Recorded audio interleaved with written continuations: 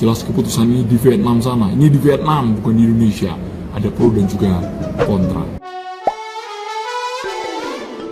Hola netizen yang tercinta, kabar mengejutkan datang dari bos properti asal Vietnam yakni Truong My Lan. Bukan tanpa sebab namanya mendadak menuai sorotan publik setelah dirinya resmi dinyatakan sebagai tersangka korupsi. Diketahui Truong My Lan, seorang pengembang properti asal Vietnam ini resmi divonis hukuman mati karena telah melakukan penipuan dana sekitar 200 triliun rupiah pada Kamis 11 April 2024. Dirinya dituduh melakukan penipuan sebesar 12,5 miliar dolar Amerika Serikat atau sekitar 200 triliun rupiah, hampir 3% dari PDB Vietnam pada tahun 2002. Aksi yang ia lakukan adalah secara ilegal mengendalikan Saigon Joint Stock Commercial Bank antara tahun 2012 hingga 2022. Truong resmi dinyatakan bersalah atas penggelapan, penyuapan, dan pelanggaran peraturan perbankan. Jaksa menyita lebih dari 1.000 propertinya, setara dengan 3% PDB Vietnam. Atas putusan tersebut, Truong mengaku putus asa dan berencana bunuh diri. Suaminya juga diadili atas tuduhan pinjaman palsu tersebut. Truong juga resmi dijatuhi hukuman mati atas tuduhan penggelapan dana dan 20 tahun penjara untuk berbagai tuduhan lainnya.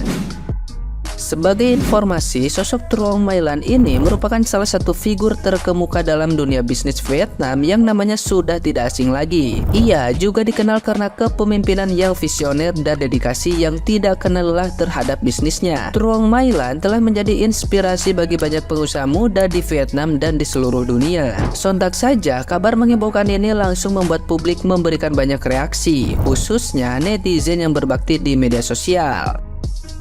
Nah, gimana nih menurut netizen yang terhormat? Silahkan berkomentar ya. Kalau di Indo masih potensi kerugian 271 triliun. Tapi kalau di Vietnam bener-bener nilep uang bank 702 triliun. Kalau di Indo yang ketahuan belasan orang. Tapi kalau di Vietnam, satu wanita berumur 67 tahun bernama Truong My Lan dengan pekerjaan property developer udah ngelut uang dari bank terbesar di Vietnam yaitu Saigon Commercial Bank selama 11 tahun dengan total 44 billion USD dan udah kepake 27 billion USD. Berdasarkan berita yang gue baca, kata prosecutor di Vietnam itu bilangnya 27 billion USD itu gak akan bisa dibalikin. Tapi berdasarkan berita yang beredar, bisa jadi hukum ngancem eksekusi mati biar si Truong My Lan ngasih tahu sisa uangnya tuh kemana biar bisa dibalikin ke negara. Saking membagongkannya kasus ini di Vietnam itu sampai melibatkan 2.700 orang untuk jadi saksi, 10 state prosecutor dan 200 lawyer. Dan lo tahu barang buktinya sebanyak 104 box atau kotak, dan kalau dihitung beratnya itu mencapai 6 ton sebagai barang bukti. Terus all the defendants atau ya yang ngebela si Truong My Lan termasuk husbandnya itu dapat hukuman 4 orang di penjara seumur hidup. Sisanya dapat hukuman penjara sekitar 3-20 tahun, dan untuk suaminya si Truong My Lan sendiri selama 17 tahun di penjara. Sejarah singkat aja, jadi awalnya si Truong My Lan sama mamanya itu jualan kosmetik, terus makin banyak uangnya dia beli tanah dan properti di Vietnam, dan makin makmur lagi tuh. Jadi dia banyak portofolio hotel dan restoran, terus mulai kenal orang-orang dalam, orang-orang penting di Vietnam, dan akhirnya dia bisa merger beberapa bank kecil menjadi Commercial Saigon Banks. Dan peraturan di Vietnam itu satu orang nggak boleh punya shares 5% kalau dalam perbankan, tapi si Truong My Lan punya 90% Commercial Saigon Banks karena dia punya kepemilikan dan shares terbesar ya di bank tersebut. Jadi dia ya kontrol semuanya. Dia pilih orang-orang yang dia bisa percaya, yang bisa kerja di bawah dia untuk ya entahlah memanipulasi segala sesuatu bisnis orang-orang, investor dan lain-lain untuk meraup uang. Tapi dia juga memberikan pinjaman ya ke orang-orang mengatasnamakan bank dia, dan itu mungkin menyangkut paut kepemilikan bank lainnya, jadi kayak rugi, dia yang paling untung. Tapi ini orang emang pinter bisnis banget sih guys, dan bayangin 11 tahun. Terus pertanyaannya di sini adalah kenapa dia bisa nggak ketahuan selama itu. Tapi menurut beritanya katanya sebenarnya orang-orang dalam tuh udah tahu, jadi emang ya udah rahasia umum, tapi belum ada yang berani mengajukan. Entah kenapa ya, mungkin dia udah di posisi teratas banget kali ya, dan udah deket sama orang dalam. Jadi ya ini cukup kasus yang sangat besar ya, dimulai dari era komunis di Vietnam, karena kan dulu mereka komunis terus kayak makin lama makin enggak, dan ya bisa sampai saat ini gitu loh. Orangnya bertahan. Yang ikutin beritanya boleh betulin gue kalau ada salah pengertian ya di kolom komen. Makasih. Breaking news, korupsi triliunan rupiah divonis hukuman mati. Bayangin punya banyak perusahaan dalam dan luar negeri, tajir melintir. Kurang apa lagi coba? Taifan Real Estate Vietnam Truong My Lan dijatuhi vonis hukuman mati oleh pengadilan setempat. My Lan terbukti dalam kasus korupsi dengan nilai 304 triliun dong atau sekitar 12, miliar US dollar. Nilai mega korupsinya ini hampir 3% dari PDB Vietnam. My Lan menilap uang dari Saigon Commercial Bank yang memanfaatkan posisinya sebagai pemegang saham mayoritas untuk mengendalikan bank dan ribuan perusahaan guna menerbitkan pinjaman palsu. Polisi menemukan Truong My Lan sebagai dalang yang mengendalikan SCB. Jadi setiap Truong My Lan ini ingin minjem duit, gampang banget disairin. Dokumen gak lengkap juga bebas. Pemegang saham mayoritas. Alibinya, ia daftarnya 875 nama individu dan perusahaan untuk mengelabui. Lan disebut telah mengendalikan SCB selama 10 tahun, sejak 2012 sampai 2022. Jelas keputusan ini di Vietnam sana. Ini di Vietnam, bukan di Indonesia. Ada pro dan juga kontra. Tapi menurut kalian, hukuman bagi koruptor yang nilainya fantastis setimpal? Gue baru tahu ya kalau hukuman untuk korupsi di negara Vietnam termasuk sangat ketat atau strict juga ya, seperti contohnya kasus korupsi wanita kaya ini, di mana dia korupsi sebesar 192 triliun dan dia divonis hukuman mati. Sangat berbeda dengan hukum dan keadaan yang ada di Indonesia ya, mengenai kasus korupsi, di mana para koruptor ya, apalagi yang kelas kakap, cuman divonis hukuman beberapa tahun penjara, denda sebesar cuman beberapa miliar doang gitu, tidak dimiskinkan ya, dan lain sebagainya, sehingga ketika mereka menghirup udara bebas, mereka masih bisa hidup enak, keluarganya juga ya. Dan kita nggak pernah tahu juga itu para koruptor ya, keadaannya di penjara itu benar-benar penjara sejati ya, seperti kasus-kasus kriminal lainnya, misalnya ya kasus rampokan atau apa yang napinya tidur di lantai, terus pagi-pagi harus bangun, harus kerja keras dan lain sebagainya ya.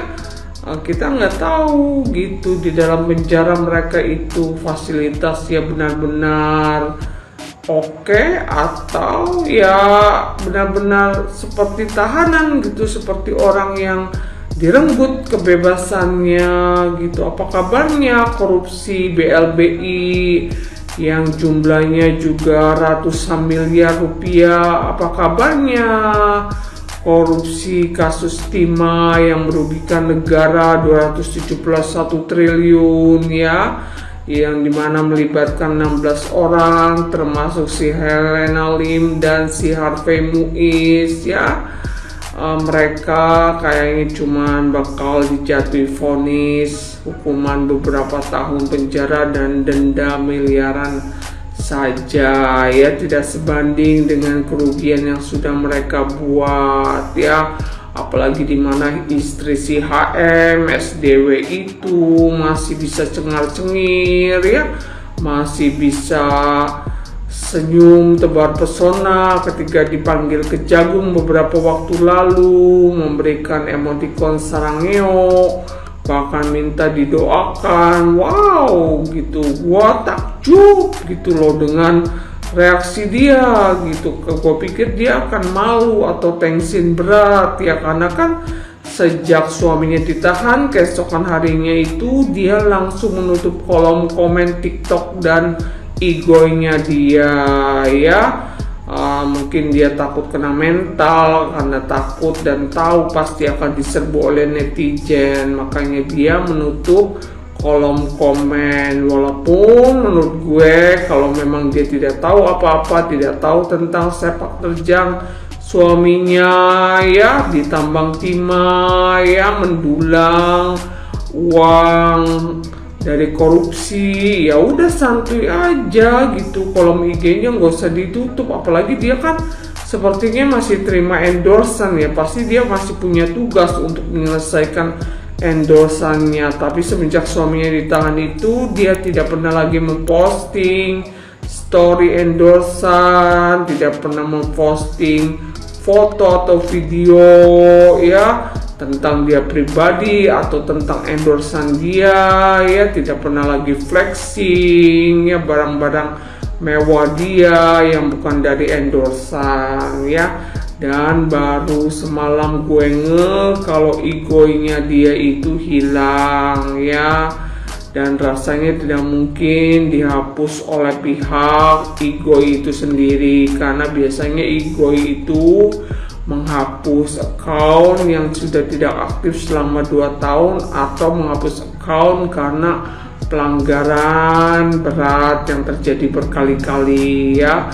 Gue rasa si SDW ini ya menghapus egonya sendiri ya, nggak tahu kenapa gitu.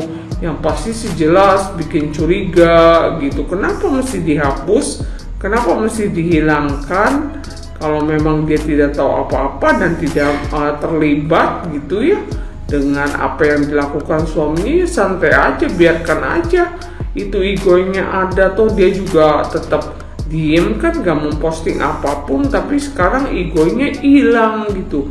Dan gue nggak tahu sih sejak kapan ya, yang pasti gue ngehnya dari semalam waktu gue nggak sengaja gitu iseng gitu search egonya dia, kok nggak ketemu ya, banyaknya ya akun egoi dia yang abal-abal gitu, yang dibikin oleh orang lain bukan oleh dia sendiri atau adminnya ya. Itu bikin curiga sih gitu. Dan gua rasa paling enggak dia itu harus cepat dipanggil kembali ya oleh kejaksaan gitu, karena kan dia sebagai istri tidak mungkin tidak mengetahui aliran dana suaminya ya. Pasti dia nerima uang, dan yang jelas dia sudah menikmati hasil korupsi dari suaminya ya. Dan yang menyedihkan sampai sekarang ya, UU perampasan aset terhadap koruptor belum juga disahkan karena masih ada partai-partai yang dalam tanda kutip tidak menyetujui UU tersebut, sehingga DPR tidak bisa mensahkan. Mohon partai-partai tersebut ya segera menyetujui ya, supaya UU perampasan aset terhadap koruptor itu bisa segera disahkan. Minimal koruptor dan keluarganya itu harus dimiskinkan ya sampai titik nol gitu, sehingga ketika mereka keluar dari penjara ya mereka mulai dari nol lagi gitu, nggak punya apa-apa, keluarganya juga itu baru fair. Jangan dibiarkan gitu ya, korupsi besar miliaran bahkan sampai ratusan miliar ya, merugikan negara begitu banyak, tapi setelah bebas hidupnya masih bisa enak, dan selama dia di penjara juga keluarganya masih bisa hidup enak. Tolonglah segera ya itu partai-partai menyetujui ya, sehingga paling enggak ya orang yang mau korupsi itu mikir beberapa kali gitu kalau mau korupsi, karena kan pasti semua asetnya itu bakal diambil, disita oleh negara ya. Kalau mengenai hukuman mati sih entahlah ya, gua tidak berani komen gitu. Yang pasti minimal harus dimiskinkan.